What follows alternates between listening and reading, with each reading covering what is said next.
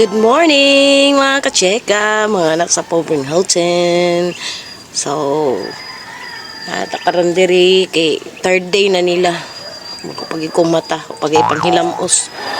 Third day na sa mga chikiting. So, ako na silang gibahugan. Ay sila, nangaon na. Bali lang mama.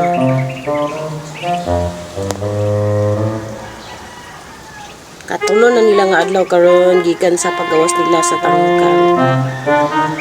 Anam-anam na gani og tubo na ang ilahang balahibo.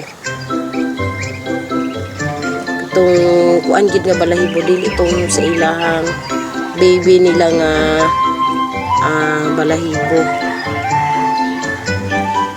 Sa ilahang dili lang kayo magklaro.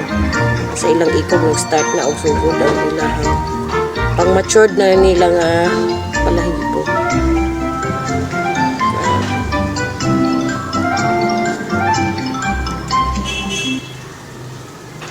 Mas nice gid gay nga iuban gid ang mas maayo gid ay mga kacheka nga iuban ang mama sa tangkal. Kanang magayran sila ba pagdako, matudluan sila unsa ilang angay buhaton ug maprotektahan pud sila sa ilang mama. So same gyapon sa ato agod mga tao nga maayo gid nga naagid ang uban ang mama. Mas dali sad sila ni dagko mga kacheka. Unlike atong mga niagi nga gibuhat nako nga gibutang stangkal, gibutang lagsuga. Dugay kay sila nang dagko ang uban mga matay pa. Ay mga ipit madatugan sa ilahang mga igsuon. So karon dili na kinaglagsuga, ginaglanan lang nila ang heat sa ilahang mama para makasurvive sila.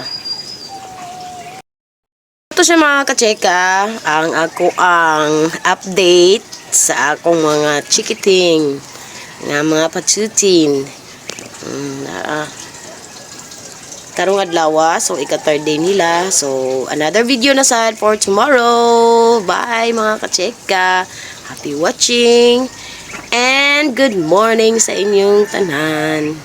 Bye!